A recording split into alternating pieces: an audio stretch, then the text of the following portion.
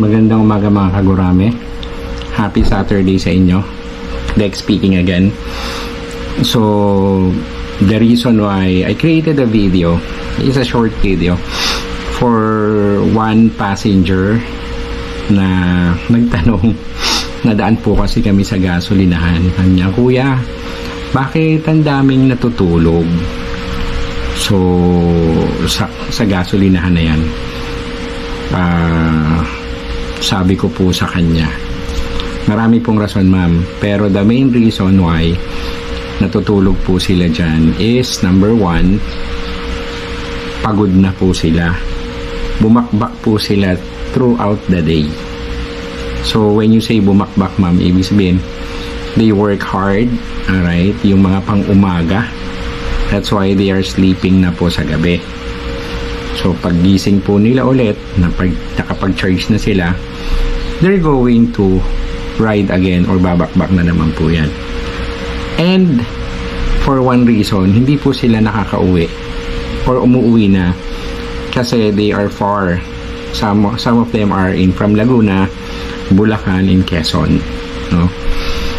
So ganun po yung hirap ng bawat rider na kumakayod para sa pamilya, no? That is just to answer your inquiry or question, Ma'am Jen. Okay, so also just to add on mga malaming pasahero, so kung mapapansin nyo po, sometimes napaka-importante po nung gurame or tip na ibinibigay nyo sa amin, no? So napakalaking bagay po niyan, from small amount of money hanggang sa malaki. And we want to make sure na safe po kayo pagdating nyo sa opisina, sa bahay, o saan man kayo pumunta. So also to add on, may mga pasahero po kasi na pasensya na po, no? Real talk lang na sometimes, kuya, nasan ka na? Nagmamadali ako, malilate na ako. Ma'am, sir, naintindihan po namin yung sitwasyon nyo.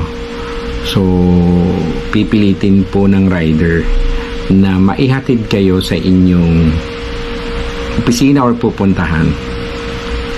But let's meet halfway. You treat us well as well, right? Because we're treating you good as well, no? So sana po agree tayo doon, no? Marami pong salamat. Mabuhay tayo mga paps, no? Na araw-araw kumakayod para sa pamilya, para may maibili tayo ng pagkain at may pag-aral sa ating mga anak. Marami pong salamat and happy Saturday again. Thank you.